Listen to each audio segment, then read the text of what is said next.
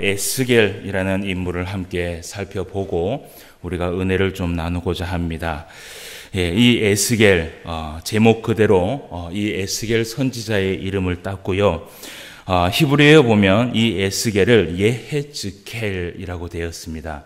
예헤즈켈. 이 뜻은 뭐냐 하면 하나님이 강하게 하신다. 그리고 하나님이 단련시키신다라는 이름의 뜻이 있습니다.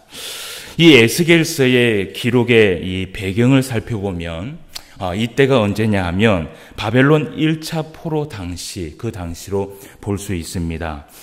BC 597년 바벨론의 왕이었던 느부갓네살 왕이 여호와긴 왕과 그리고 이스라엘 백성들의 그 왕족과 그리고 귀족 그리고 유다의 높은 지위에 있는 자들을 사로잡아 갈 당시, 그때가 바로 이 바벨론 1차 포로 당시였습니다. 그때 누가 잡혀왔냐 하면 다니엘과 그의 친구들이 사로잡혀 갔을 때, 그때에 누구도 함께 잡혀갔느냐? 오늘 에스겔 선지자도 함께 잡혀갔습니다.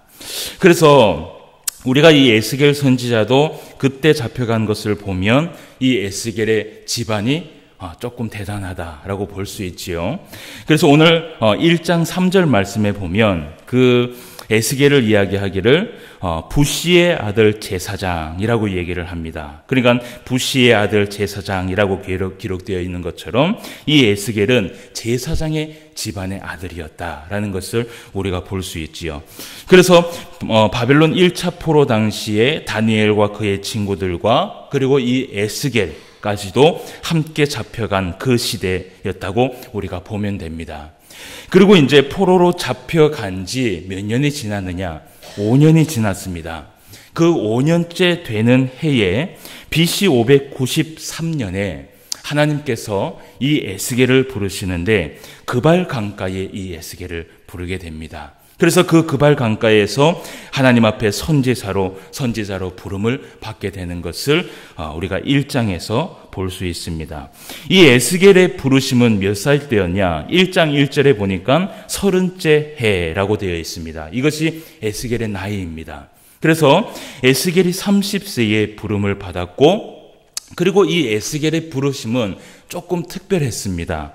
오늘 이 3절 말씀에도 좀 보면 우리가 1절에서 3절까지의 말씀을 좀 봐야 이해를 좀 할 수 있는데요. 조금 보도록 하겠습니다. 30째 해 넷째 달 초다스 해에 내가 그발 강가 사로잡힌 자 중에 있을 때에 하늘이 열리며 하나님의 모습이 내게 보이니 여호와긴 왕이 사로잡힌 지 5년 그 달 초다세라. 갈대아 땅 그발 강가에서 여호와의 말씀이 부시의 아들 제사장 나 에스겔에게 특별히 임하고 여호와의 권능이 내 위에 있으니라. 아멘. 오늘 여기에 보니까 제사장 나 에스겔에게 어떻게 임했다 그래요? 특별히 임했다라고 얘기해요. 왜 특별히 임했냐 하면 오늘 1절 말씀에 보면 하늘이 열리며 하나님의 모습이 어떻게 됐다 그래요?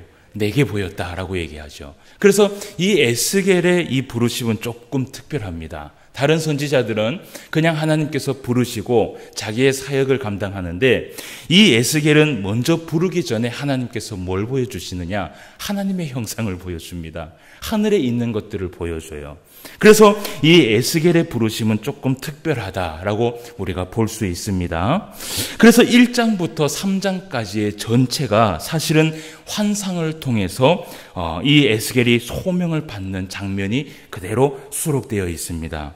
그래서 1장에서 이 에스겔이 그 특별한 환상을 보는데 어떤 환상을 받느냐 하면 제일 먼저는 그 하늘 보좌의 네 생물들을 이 에스겔이 봤습니다. 그 네 생물이 누구냐 하면 바로 천사들이지요.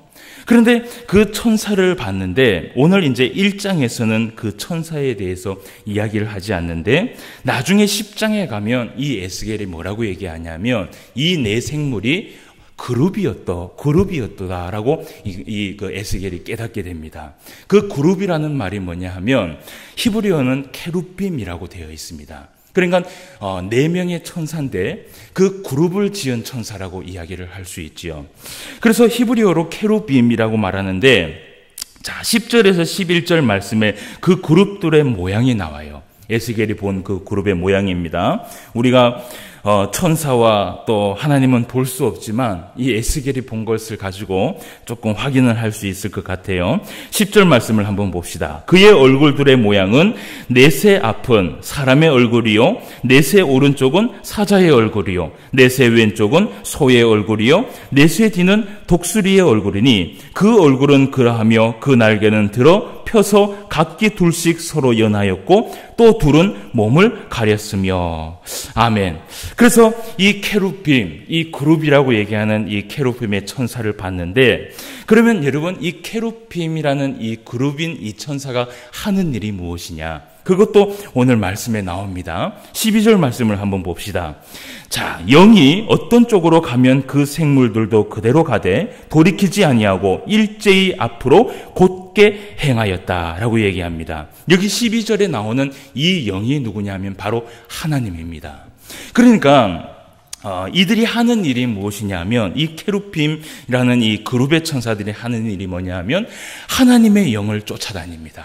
예. 하나님의 영을 쫓아다니면서 그분의 영광을 수중을 듭니다. 수중을 들고 그분을 보좌하는 천사들이 바로 케루빔이에요. 그래서 우리가 나중에 이제 천국에 가면 확인을 하겠지만, 지금은 뭐 우리가 보이진 않아서 확인을 못 하는데, 이 네 생물, 이 에스겔이 봤던 이 네 생물이 어디에도 나오냐면 계시록에도 나옵니다. 그러니까 요한도 그 케루빔을 봤거든요. 그래서 나중에 우리가 천국 가서 보시고, 아, 저게 케루빔이었구나 라는 것을 우리가 확인을 하면 됩니다.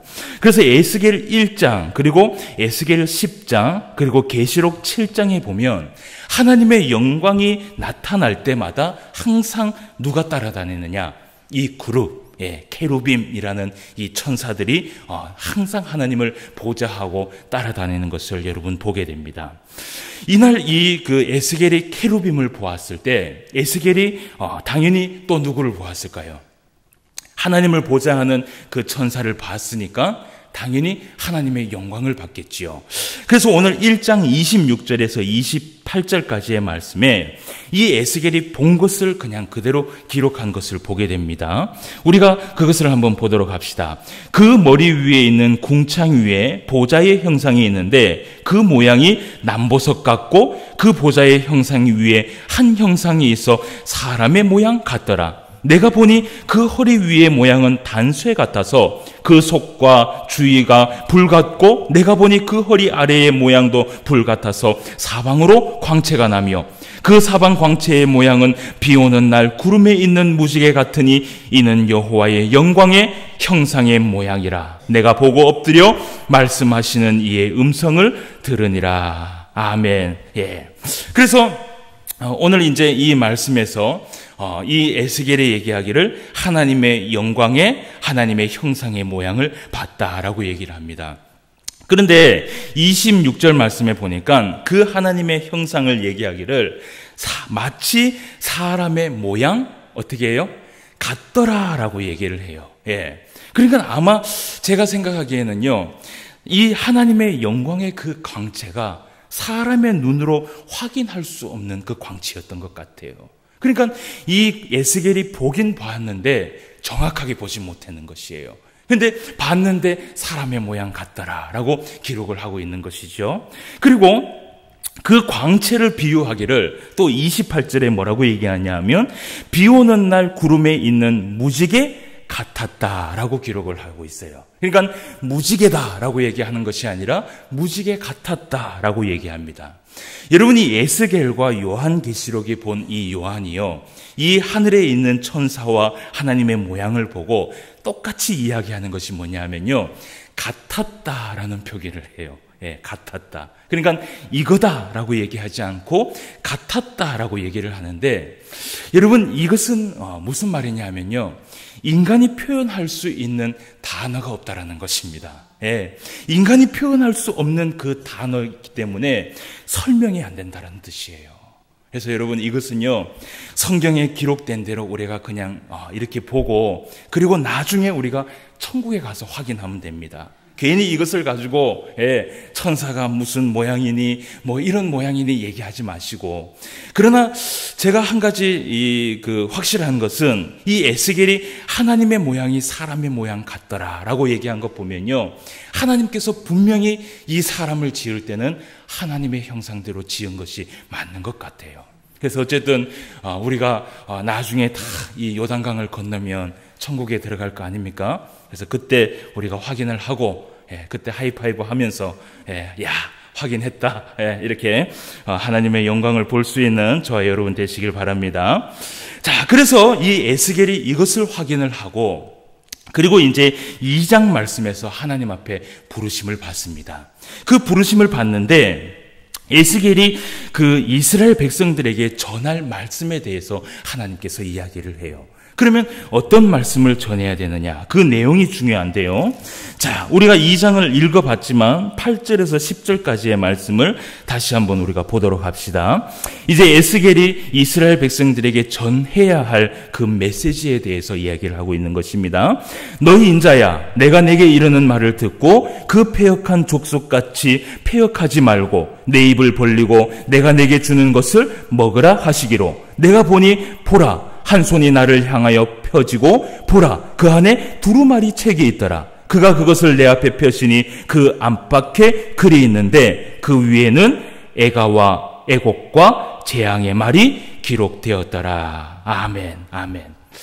그래서 여러분, 이 두루마리 책, 하나님께서 이 에스겔에게 준 이 두루마리 책, 이것은요 이스라엘 백성들에게 가르치라 하고 한 그 말씀이거든요. 그런데 거기에 무엇이 적혀 있냐면 오늘 성경이 얘기하기를 애가와 애곡과 재앙의 말이 있더라 라고 얘기를 합니다. 여러분, 이것 외에는 다른 것이 없었습니다. 그러니까 여러분, 우리가 이 에스겔서가 제법 좀 이 장수가 많은데, 그러면 이 에스겔서에 나오는 그 내용은 무엇이냐? 바로 애가와 애곡과 재앙의 말씀이 여기에 담겨 있는 것이에요. 그래서 우리가 이런 이야기들을 들으면서 에스겔이 하나님 앞에 이러한 말씀을 받았다라고 우리가 볼 수 있지요. 그런데 3장 말씀에 보면 하나님께서 에스겔에게 이 애가와 애곡과 재앙의 두루마기를 다 먹어서 어디에 채우라고 얘기하냐면 창자에 채우라고 말을 해요. 그 3장 3절 말씀을 한번 봅시다. 내게 이르시되 인자야, 내가 내게 주는 이 두루마리를 내 배에 넣으며 내 창자에 채우라 하시기에 내가 먹으니 그것이 어떻게 됐다 그래요? 내 입에서 달기가 꿀 같더라. 아멘. 예, 여러분, 우리가 이것을 다르게 해석할 필요는 없습니다. 우리가 성경의 전체를 보면요, 사실요 3분의 1이 사실은 축복의 말씀이고, 그리고 나머지는 사실 저주의 말씀이에요. 그런데 여러분, 오늘 이 에스겔이 사실 먹은 그 말씀은 어떤 말씀이냐면 애가와 애곡과 재앙의 말씀이에요. 그런데 그것을 먹었는데 마치 꼭 꿀같이 달았더라 라고 얘기를 해요. 여러분, 이러한 이 애곡과 애가와 재앙의 말씀을 먹었는데도 불구하고 이 말씀이 달게 느껴진 이유가 무엇일까? 여러분, 그것은 무엇이냐면요, 이 하나님의 말씀은 우리의 영혼에 집어넣게 되면, 오늘 이 말씀처럼 우리가요 모두 다가 그 하나님의 말씀을 통하여서 우리의 영혼이 살아나는 생명의 말씀이라는 것을 오늘 증거하고 있는 것이에요. 그래서 여러분, 우리가 사실은 이 성경 전체의 말씀이 다 축복의 말씀은 아니거든요. 이 축복의 말씀은 3분의 1밖에 없고 나머지는 저주의 말씀이란 말이에요. 그런데 그 말씀을 우리가 다 들어도 우리가 살아나는 이유가 뭐냐면 마치 이 말씀은 우리의 영혼에 생명을 주고 우리의 영혼을 부욕해 하고 우리의 영혼을 하나님으로부터 더 가까이 갈 수 있게 하는 그러한 생명의 말씀이라는 것을 오늘 이야기하고 있다는 것이에요. 그래서 여러분, 시편 19장에 그 시편 기자가 뭐라고 얘기했냐면 이 말씀하고 똑같이 얘기했어요. 여호와의 율법은 완전하여 영혼을 소성시키고 그리고 여호와의 증거는 확실하여 우둔한 자를 지혜롭게 하고 여호와의 교훈은 정직하여 마음을 기쁘게 하고 여호와의 계명은 순결하여 눈을 밝게 하시도다. 여호와를 경외하는 도는 정결하여 영혼까지 이루고 여호와의 법도 진실하여 다 의로우니 금 곧 많은 순금보다 더 사모할 것이며 꿀과 송이꿀보다도 더 달도다 라고 말씀을 했다는 것이죠. 그래서 여러분, 우리가 성경을 볼 때는요, 골라 먹으면 안 돼요. 예, 골라 먹으면 안 돼요. 내 입맛에 맞는 그 말씀만 받아 먹으면 절대로 내 영혼이 살아날 수 없습니다. 그래서 우리는 이 말씀을 볼 때에 이 66권의 모든 말씀, 그것이 재앙의 말씀이든 그것이 애가의 말씀이든 그것이 애곡의 말씀이든 이것이 하나님이 나한테 준 말씀이라고 믿고 그 말씀을 먹을 때 내 영혼이 그 말씀의 꿀과 같은 그 음식을 먹는다라는 것을 기억해야 됩니다. 그래서 여러분, 이 66권의 말씀을 늘 듣고 배울 때마다 이것은 나를 위한 말씀이다. 예, 재앙의 말씀이 나와도 이거는 나를 살리는 말씀이다. 애곡의 말씀이 나와도 이것은 나를 위한 말씀이다. 애가의 말씀이 나와도 이것은 내 영혼이 사는 말씀이다 라고 믿고 먹게 되면 그것으로 인하여서 우리의 영혼이 어떻게 해요?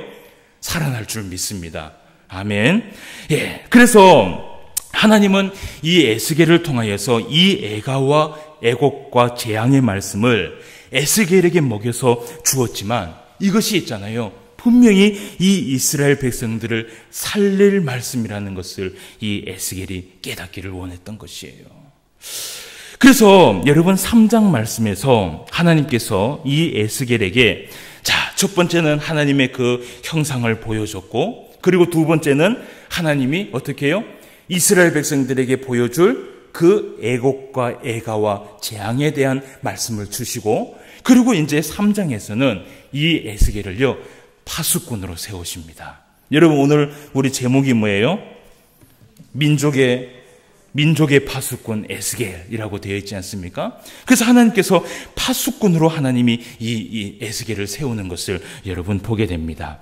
우리가 먼저 3장 16절에서 21절까지의 말씀을 한번 보도록 합시다.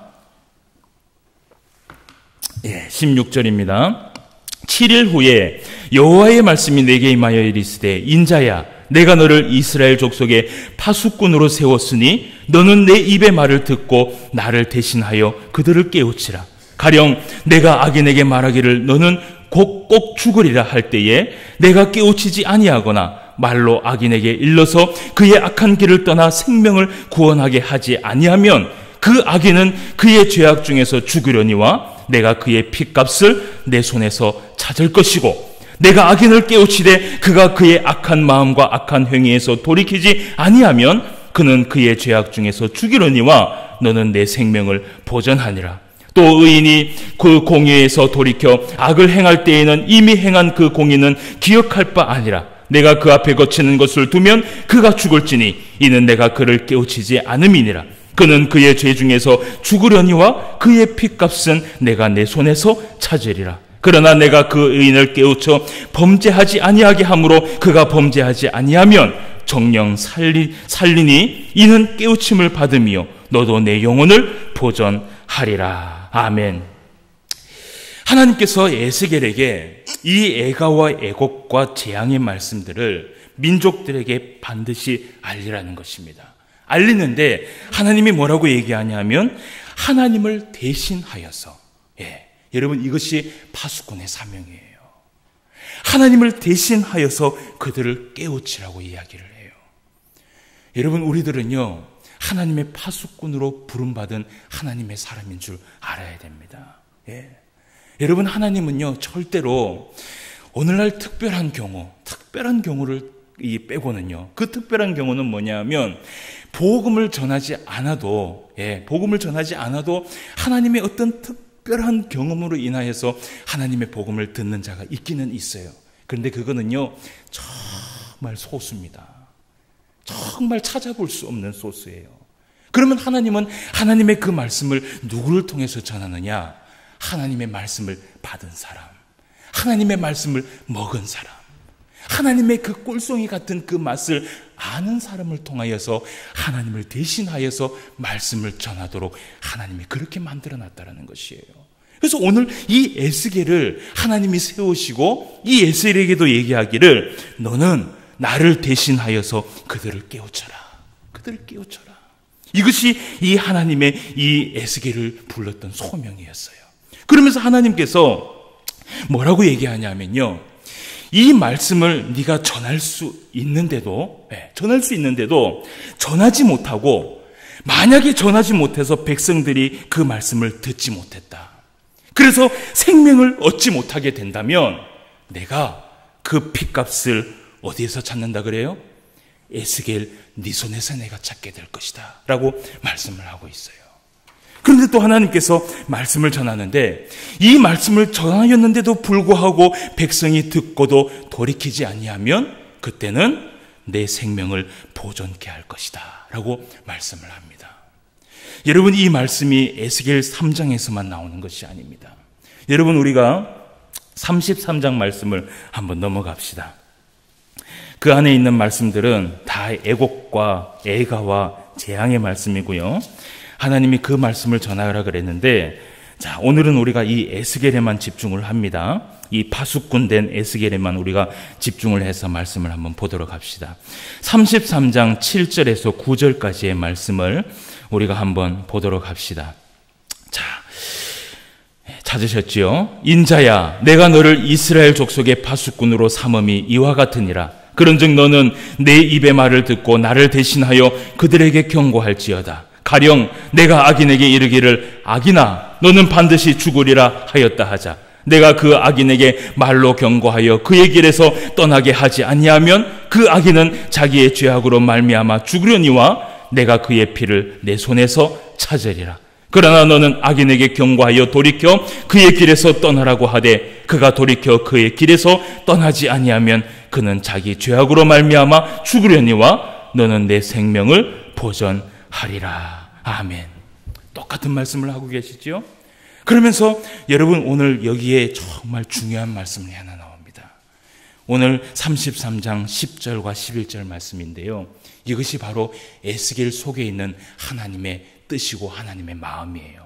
여러분, 우리가 10절과 11절을 다 같이 한번 읽어봅시다. 그런즉 인자야, 이것을 파수꾼인 우리에게 이야기했다라고 한번 들어보시고 한번 불러보시길 바랍니다. 그런즉 시작. 그런즉 인자야, 너는 이스라엘 족속에게 이르기를 너희가 말하여 이르되 우리의 허물과 죄가 이미 우리에게 있어 우리로 그 가운데서 쇠퇴하게 하니 어찌 능히 살리요 하거니와 너는 그들에게 말하라. 주 여호와의 말씀이니라. 나의 삶을 두고 맹세하노니 나는 악인이 죽는 것을 기뻐하지 아니하고 악인이 그의 길에서 돌이켜 떠나 사는 것을 기뻐하노라. 이스라엘 족속아 돌이키고 돌이키라. 너희 악한 길에서 떠나라. 어찌 죽고자 하느냐 하셨다 하라. 아멘. 사랑하는 성도 여러분, 하나님의 마음은 이것입니다. 악인이 죽는 것을 기뻐하지 아니하시고 악인이 그의 길에서 돌이켜 떠나서 모든 사람이 생명을 얻는 것을 하나님은 기뻐하신다는 것이에요. 그 생명을 찾기 위하여서 하나님이 에스겔을 세웠고 그 에스겔에게 비록 이 이스라엘 백성들이 재앙과 그리고 애가와 애곡의 말씀을 들어야 하지만 하나님은 그 말씀을 반드시 전하라고 이야기를 합니다. 그런데 그 일에 하나님께서 하나님을 대신할 파수꾼을 세웠다라고 얘기해요. 여러분, 그 파수꾼이 누구냐? 바로 하나님의 은혜로, 하나님의 은혜로 먼저 생명을 얻어서 구원함을 받은 그 생명의 꿀송이 같은 말씀을 받은 우리 모두를 하나님은 파수꾼으로 세웠다라는 것이에요. 저하고 따라합시다. 나는 하나님의 파수꾼이다. 우리는 다 하나님의 파수꾼이에요. 하나님은요, 그 꿀송이 같은 이 생명의 말씀을 우리의 영혼에 다 부어주시고는 그 생명을요, 다른 사람에게도 나누어 주라고 명령하고 계십니다. 그리고 그 일을 게을리 하지 말라라고 이야기를 해요. 여러분, 이것이 하나님의 뜻이에요. 그러면서 하나님께서 이야기하기를 나중에 내가 너희들을 파수꾼으로 세웠는데 그 파수꾼의 책임을 반드시 묻겠다라고 이 에스겔을 통하여서 말씀을 하고 있습니다. 사랑하는 성도 여러분, 오늘 하나님의 뜻과 마음을 깨달으시길 바랍니다. 오늘 우리가 하나님 앞에 이 생명의 꿀송이 같은 말씀을 받았다면 우리만 살아날 것이 아니에요. 저 온 세상을 한번 바라보십시오. 믿지 않는 영혼들이 얼마나 많이 있습니까?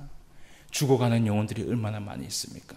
하나님은요, 하나님을 믿는 이 백성들만 천국에 하나님이 데려가시는 것이 하나님의 뜻이 아닙니다. 이번 주 주일날 유인물을 보셨는지 모르겠어요. 지옥에 대해서 이야기를 하지요. 그런데 그 지옥을 하나님이 지옥을 만드실 때는요, 사실은요, 그 지옥을 사람이 들어가게 하려고 이 지옥을 만든 것이 아니라는 것이에요. 이 지옥을 하나님이 만드신 것은요, 그저 마귀 사탄, 그 마귀 사탄을 집어넣으려고 이 지옥을 만들었지 사람을 위해서 만든 것이 아니라는 것이에요. 그렇다면 우리가 그 지옥에 들어가지 않게 하기 위한 모든 사람을 하나님 앞에 구원해야 됩니다. 그러기 위해서 우리를 파수꾼으로 세웠다라고 얘기해요. 하나님의 그 말씀, 꿀송이 같은 말씀을 늘 받아먹고 있죠. 그죠? 그렇다면 그 꿀송이 같은 말씀을 전하시는 여러분 되시길 바랍니다. 파수꾼의 사명을 감당하시고 정말 오늘 이 에스겔처럼 그 말이 이 입 밖에 나오지 않지만 여러분, 멀쩡한 사람한테 당신은 죄인입니다 라는 말을 할 수 있습니까? 없습니까? 괜히 했다가 또 뺨 맞을 수 있잖아요. 그런데 그래도 하나님은 에스겔에게 이야기하라는 것이에요. 그것을 듣게 하시는 분은 우리 하나님이시라는 것이에요. 그러니까 하나님의 말씀을 전하시고 뭐든지 사람을 만날 때마다 하나님의 복음을 전하시는 그러한 파수꾼의 사명을 감당할 수 있는 저와 여러분 되시기를 주님의 이름으로 축원함을 드립니다. 다 같이 기도드리겠습니다. 하나님 아버지, 오늘은 우리가 에스겔의 말씀을 통하여서 함께 이야기를 나누어 보았습니다. 하나님께서 이 에스겔을 부르실 때에 하나님의 그 형상을 보여주시고, 그리고 하나님의 그 말씀을 보여주시면서 먹여주시면서 그 꿀송이 같은 그 달고 맛있는 하나님의 말씀을 이스라엘 백성들에게 전달하라고 하나님은 말씀하셨습니다. 그러면서 그 에스겔을 하나님을 대신할 파수꾼으로 세워주심을 우리가 말씀을 통해 보게 됩니다. 하나님 아버지, 오늘도 우리가 하나님 앞에 파수꾼으로 세움받음을 믿습니다. 그렇기 때문에 하나님의 그 달고 오묘한 말씀을 이미 우리가 맛보고 살아감을 믿습니다. 우리만 구원받을 것이 아니라 세상에 믿지 않는 죽어가는 많은 악한 영들을 통하여서 기도하고 그들을 통하여서 전도할 수 있는 우리의 삶이 될 수 있도록 인도하여 주시옵소서. 마지막 때에 하나님께서 우리에게 그 파수꾼의 그 책임을 물으실 때에 잘했다, 충성된 내 종아, 네가 최선을 다했으니 이제 됐다라고 하나님의 말씀을 들을 수 있는 우리 모두가 되게 하여 주시옵소서. 오늘도 함께하여 주심을 감사함을 드리며 모든 말씀 예수님의 이름으로 기도드리옵나이다. 아멘.